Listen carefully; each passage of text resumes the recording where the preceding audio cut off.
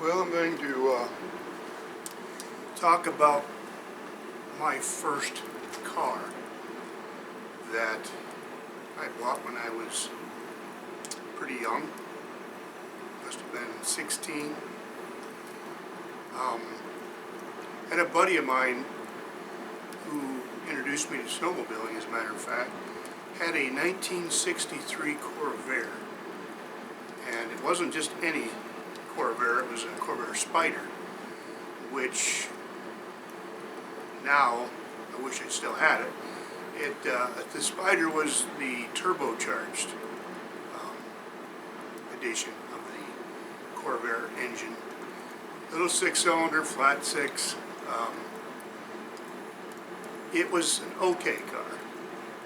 I had issues with it leaking a lot of oil. And it leaked a lot. I would drive it and have to leave it parked in the stone driveway because it just leaked so badly that you couldn't put it in a garage. But it served as transportation for me. Prior to that, my first vehicle actually was a motorcycle. I had owned a 1968 Sears 125, Sears Allstate. And for some reason my dad preferred me having a motorcycle over a car. But anyway, the car was a little bit nicer. You could ride it in the rain in the winter, although the heater didn't work in it very well.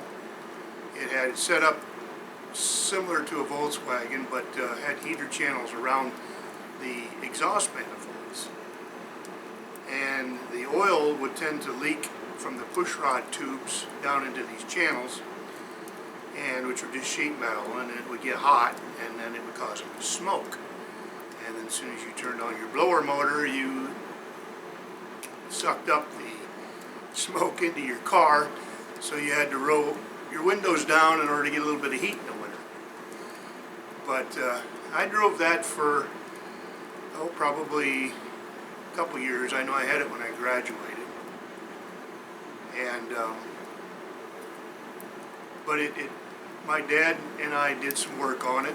The turbo did not work when we got it, and so he took it apart and cleaned it up and got it to work somewhat. This never really worked like it should, so it didn't perform like it should. Then it lost one cylinder, and another friend of mine was a mechanic, and so he and I worked on this Corvair. We removed one of the cylinders, and come to find out one of the pistons was burnt. So we replaced that and new rings and things, and put new O-rings in all the push rods, but it still leaked oil.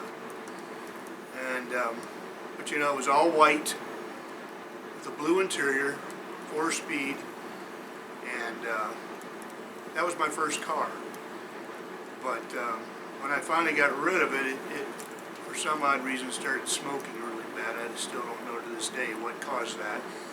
It smoked white smoke coming out of the exhaust, and it just really bellowed it out bad.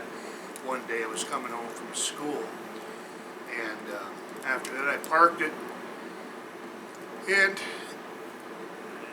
later I went out to start it, and it ran fine. So I to this day, I mean, it was air-cooled, so it wasn't water. But anyway, that was my first car. Had some fun with it, and as a kid, of course, you know, you drove it everywhere. In the wintertime, you just had to dress warm. Put your coat, gloves, and hat on.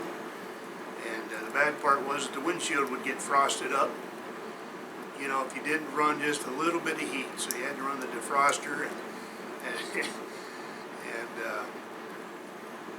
the smoke from the heater channels would bring up a little bit of the oil film, and so your windows would get cruddy after a while, and you'd have to wash them. But you know, you're a kid, you don't care. But anyway, that was my first car, and from that I moved on to a 1972 Vega, Chevy Vega. So that's for another story. Anyway, just thought I'd relate that. George, the Shadetree mechanic, wanted me to share my story about my first car, and so there you have it. So, I'll have a good day, and thanks for watching.